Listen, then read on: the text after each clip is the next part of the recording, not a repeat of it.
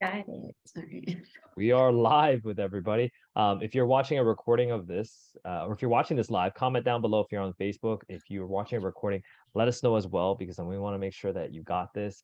But this is a very special coaching session. This is actually a live interview I'm going to have with one of our newest coaches, Rachelle. Oh, this is weird. I'm just seeing like a broadcast of my whole thing. Um, who just came on board. She had gone through the whole entire internship program. I had her bio up here. I want to read it, but you know what? I'm just going to kick it off and just go right into the interview. Sounds good. Rachelle, let's take it way back. Okay. What is your story, and take us back to the moment that you started in the fitness industry? I guess the impetus, if you will, Ray Ortiz over at Fit Body Bootcamp, I guess Peak Zero Fitness now. I had been a longtime client of his. Just he kind of helped me with losing my postpartum weight. And I was a client of his for quite some time. And just the opportunity, he knew how passionate I felt about fitness and wellness in general, and that I just love. I was just very much a people person.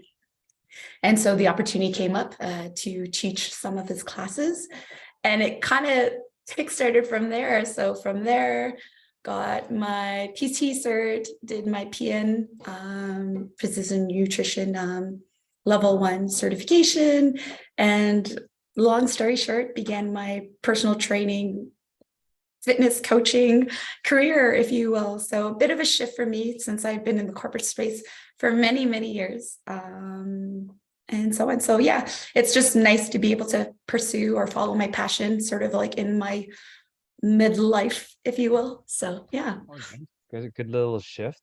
Now I want to bring it back postpartum. You lost. How was your transformation like? Because we have a lot of clients probably in your position Right. where they've had kids, they need to lose the weight. How was that journey like for you when you started? I think at the time when, and maybe this, at the time, it was more for vanity, but I realize now, and having lived, like, you may come into it with the intention of losing weight, but you gain so much more. And I found, truthfully for me, I found I got the most success when I stopped focusing on losing weight and I focused on performance, and I focused on feeling better, and I focused on just being a better athlete, if you will. And that's when I stopped focusing on the scale, on the number on the scale, rather. That's where I gained most of my success. Amazing. So yeah. And initially it was like, I want a quick win. I want to lose some weight, get rid of this belly Right. fat type of thing. Initially, yes, but yeah, I think I feel that I shifted from there. But initially, yes, that's how it was. Good. Yeah. So you shifted over into the more performance side. What kind of stuff were you measuring when you're focusing more on performance? I guess like how much I was lifting, like I guess even like my work capacity of like, okay, I used to swing a 20 kilo kettlebell, but now I'm easily swinging a 32. And Ray was really good about pushing our limits when it came to strength training and so on. So that's where I measured my success of, I knew that my output was higher within a workout, let's say. Mhm. Love that. Yeah. I think that's a thing that like a lot of clients find they plateau at, is that they don't Right. start measuring weight, reps, all those Right. important things that can Exactly. progressively get us better. So it's good that you made that shift. Yes. Now you may have run into roadblocks as you're going through your journey, like even as a, client going into going to a Sure. coach. Yeah. Was there anything that stood out for you in terms of from the fitness side of it as you were developing your own fitness and health, or even progressing to becoming a fitness coach? I think just really having a nice balanced perspective on exercise. So I think initially went with my first daughter, I just ran and I tried to and mm, I didn't lose weight that way until I incorporated weight training. Um, so I just think having a balanced approach to your fitness, incorporating both cardio as well as strength training is so important, especially as we approach over 40, we experience a lot of muscle atrophy. So just making sure that you're looking at it from a kind of very broad perspective and not just focusing on one thing. Yeah, love that. The fact that it's springtime right now, Yeah. as we're recording this, but it's funny. As I drive around the streets, you see people just hitting the roads, just Yeah. cardio, cardio, cardio. Yeah. And I find like they look like they're in agony. Yeah, but I love to run. See, don't get me wrong. Like I'm not here to not cardio either. I do, but I think that I think strength training is such an important element to become a stronger runner or what have you. I totally agree with Yeah. you. That's why I was going at with this. It's like you see everybody kind of putting on Yeah. the running shoes. It's like I'm gonna run to lose weight, You but they got to don't save realize the that joints though. yes, yes, absolutely. And then there's suddenly their back hurts and their knees hurt, and it's like, why is the Yeah. case? So Yes. okay, cool. So you were able to progress more holistic of approach, and you got your precision nutrition, which a lot of trainers don't get. Yes. What kind of led you towards that path to get the precision nutrition certification? I guess like John Berardi, he's just he's such a staple in the fitness industry too. And I just had a lot of respect from him, even just following him through Instagram and so on. And he actually, before, I believe when he started his business, he actually did a workshop for us when I was on my old dragon boat team. Way back in the day, he was actually, I believe, a colleague of my friend Claudine Bonner. I think they were doing their PhD at the same time. I might get that wrong.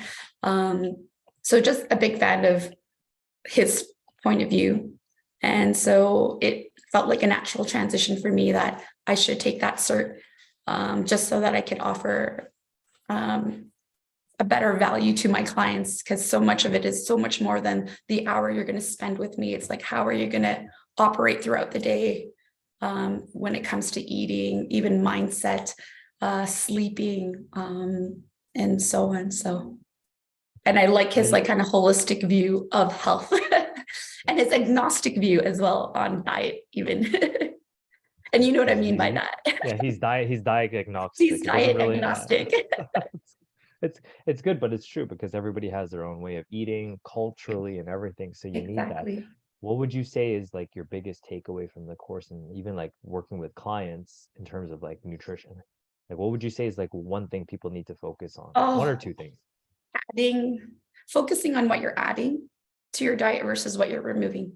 So I always say, let's add a portion of protein at every meal, or focus on adding fruits and vegetables at every meal versus what I'm removing.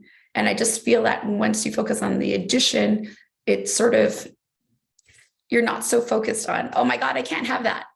So then when you start replacing them that way, those things or those, I never like to say bad because food's not binary. Like we have foods that are better choices, but you may focus on better choices versus poorer choices. So I think for me, that's the biggest takeaway.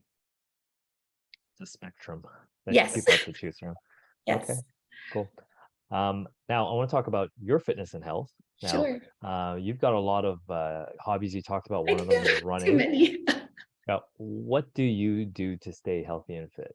Well, I probably run anywhere from 40 to 60 kilometers a week, depending on where I'm at in my training cycle. Right currently, I am training for an ultra that I'll be doing at the end of May. So it's a 50-kilometer trail race. So just sort of, I'm just in the process of building my mileage. Took my mileage down a little bit over the winter. Still ran a lot during the winter, but compared to the springtime. So I do that from, like I mentioned earlier, I guess from a nutritional side, again, always trying to incorporate protein at every meal is a big thing for me because I tend to forget. So I sort of have to remind myself of that, and also increasing my fruits and vegetables at every meal. So it could look like having a smoothie in the morning, or like I'll just wash a big a bunch of prep my vegetables in advance, so that's very easy for me. And I realize with things things have to be very convenient for me to do, so meal prep's a big part of it too. In terms of like your kid, you have kids, right? Yes, I do. Two daughters. Two daughters. How old are they again? They are 9 and 12. 9 and 12. So I bet you in the first few like 5 to 10 years was pretty busy for you. Absolutely. How did you, like, because you were a client before, how did you be able to juggle all that, or did you have all those hobbies at that time? I did. Okay, so funny thing, I trained for my first Muay Thai fight at 40, and I had a 3-year-old. So quite literally, it was kind of bananas. Like, so I had a lot of help with my mom, but I would bring my kids Like, so after school, I'd pick my daughter up, and when I would train at the gym, I would bring my kids with me, and they would just like sit there and I'd have dinner ready for them. They would like watch some Netflix, they would play in the ring. So we set them up in the ring, and literally I would train. So my kids grew up as gym rats in a way, in a sense. I ran at lunch at work. Yeah, so I did a lot of lunchtime workouts to support my Muay Thai training, and then trained in the evenings. And yeah, so it So helps to you have were a a really, mom, a busy mom. You did 2-a-days. yeah, I did 2 days, and I would bring my 2-a-days. kids with me to the gym. But I guess when you want something, you make time for it. And that's just what Yes. it comes down to. So it's like, how Okay. badly do you want something? So I want to go to the why, because yeah, you're Okay, right. what? The more power, there is a powerful why driving you at at that age with a young one. What drove you to, do a Muay Thai fight? I guess I was 40 and it's just one of those things where like I will prove everybody wrong that I could do them. Not maybe prove everyone wrong. I just wanted to prove to myself, I guess, that I could still be, or I could perform at a high level at this age. And I wanted to test myself. That's basically what it came down to. I come up with crazy ideas a lot of the times. If you talk to my friends and family, and once I get something stuck in my head that I want to do, I find every resource possible to make it happen. So I'm kind of really tenacious that way. Like I just said, where there's a will, there's a way. So Yes. at 40 and to perform at a high level, how did you do? How did you feel you did it? Okay. So maybe this goes back to one of the questions you had about biggest failure. So after all that training, I got in the ring, and within a minute of the fight, I had my shoulder dislocated. And I was absolutely heartbroken. I think it felt worse than like, your worst breakup in high school. That kind of heartbreak. I was just absolutely devastated. Not so much about the loss, but I wanted to know that I could last 3 rounds. And I think it was just that acceptance of knowing where my body was at. So I dislocated my shoulder back in my 20s. And, once you dislocate it once, it's sort of, you have a tendency to do it again. And just sort of accepting that my body may not be cut out for combat sports, and just kind of coming to that realization, which was kind of just very devastating for me, and acknowledging this point in my life of, I guess, aging, if you will. I still love it. I still like to train and practice it. My daughters are competing, or we intend for them to compete if we can find them matches. But yeah, I guess maybe failure is not the right choice of words, but yeah, it was a hard realization, I guess. Yeah. So realization and acceptance, it sounds like. Yeah. So, but I mean, I don't know. Every now You and then kept I think going, about but it, but yeah, I get itchy you still fist. have that edge. I bet you do. Yeah, a I bet little you bit, do. but I don't know. Maybe my fighting days are behind me. So Well, that's the beauty of this. I think when when we work with clients, we want to be able to do it forever. So you yeah, could still train, you could still hit a bag, you could still yeah, have that's fun. exactly it. I can still hold a bag. I can Yeah. still spar, easy sparring. So So I want to take it back and back into hobbies. We talked about you still sure, run training for an ultra marathon. You still hit pads and everything like that. yeah. So what is kind of like your daily routine on a weekly basis look Oh like? gosh. Okay, so I'll probably run probably 4 times a week. Strength training right now, I have the capacity I have right now is 2 times a week. And my favorite modality would be kettlebells, just because the efficiency and it's just so easy. And I have like my 16, and I've got my 24 in the basement, my like nice reliable. So I'll do that twice a week. And then Muay Thai, probably right now it's once a week, just to still keep sharp. And I do some pad work with my other coach, Jag. So yeah. Good. So you got a good running 4 days per week, 1 day a week of Muay Thai, and 2 days a week of strength and Strength conditioning. training, but I'll double up, like, if I run 5K on one day, it's a lighter run day. So that same day I can also fit in a weight training session. And my weight training usually is, I'm in and out like 45 minutes. That's a lot of activity. What does your diet look like? I'm My interested. diet, okay. As a runner, I eat a ton of crap. I eat a lot of food. Okay. But I do eat, oh, let's see. I do carb load on my heavier run days. And what does my nutrition look like on a daily? I guess like we're looking at oatmeal in the mornings, squeeze in some lunch. All of the time it's sandwiches. It's just because it's easy. I'm a big fan. Like I think we talked about this, the Costco chicken, like how many meals you can get out of it. I have a lot of like chicken sandwiches, and so on. I love my pastas, but and also I love rice. So, but for the amount of activity that I'm doing, I have to have like a very like kind of calorically dense diet to support all my activity. Yeah. And I think that's huge, just for clients listening to this that like their goal is to lose weight. Like Rachelle said, her activity level is so high, right? Yeah. How much calories she needs versus what the typical person, if they're sedentary and not working out 7 days a week, are quite different. So, Right. And then also there. too, I was tracking this when I teach 3 classes, I probably do about 10,000 steps. If I teach 3 classes back to back, I'm like about 10,000 steps in outside of my running. So just sort of the type of profession I'm in, I'm always just out and about. So again, I need a diet that supports that movement. It's so funny. You know, when I used to teach classes, I always tell clients like, I don't need a workout. I watch you guys work out, and that's enough for calorie burn for me. Yeah, it really is. But it really is like now that like you have a fitness tracker, you're like, oh shoot, I'm already like at 11,000 steps in, and it's only 11 a.m. or what have you. So, yeah.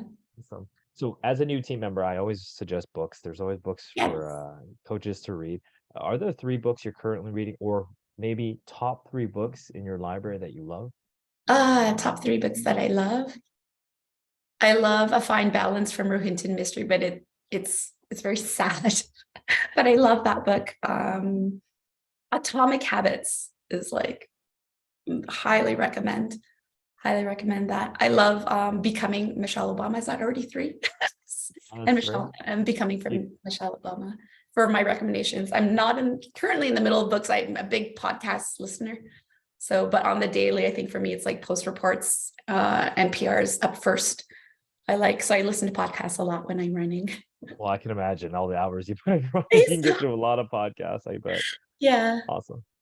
Cool. What is we talked about your past a little bit, but maybe it doesn't have to do with fitness, maybe it does. What is something you wish you had done sooner? Oh my God, Muay Thai.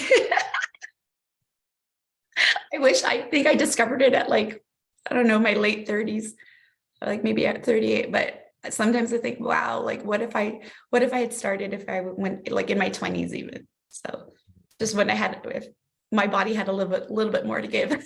So yeah. That's how far you could have gone competition wise. Yeah, I think so. Just but it's, I'm more in a supportive role. And so it's really exciting to see these kids kind of grow up in the sport. So just the gym I belong to, Stride Conditioning, like Lanny's such a fantastic coach, and he's so passionate about my kids, and I see how passionate he is of all the members there. So it's really infectious. So yeah, I kind of wish I met him sooner, started training with him at a much younger age. So yeah.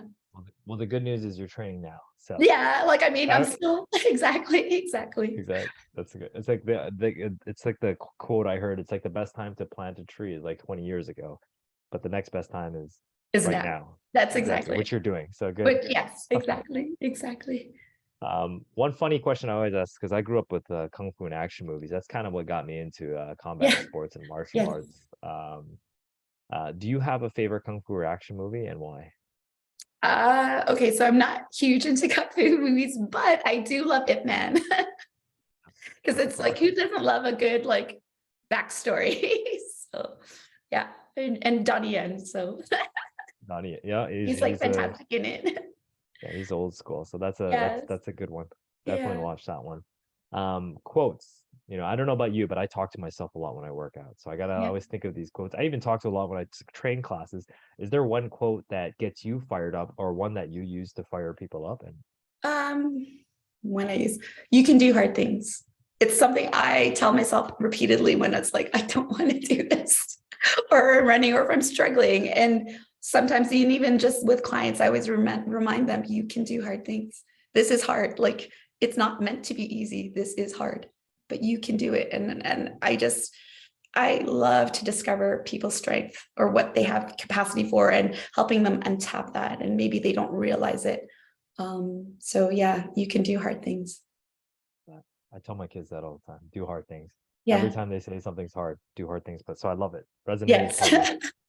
I know where people could find you. You teach which time slots do you teach? For with you guys, I'm at 6 a.m. on Tuesdays, 6 a.m. on Fridays. So 6 a.m. and 6 a.m. Tuesdays and Fridays. Yep. What is the best way to reach out to you? Maybe Instagram, social? Instagram is probably the easiest way. Shell.s.fit, Shell, CHELLE.s.fit. At Instagram is probably the best way. Awesome. I'll put that in the comments down below too, so Sure. people could get that.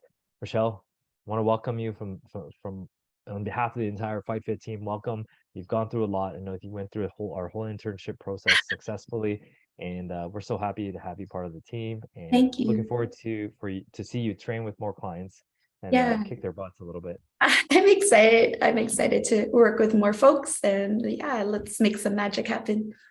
All right. End this thing out.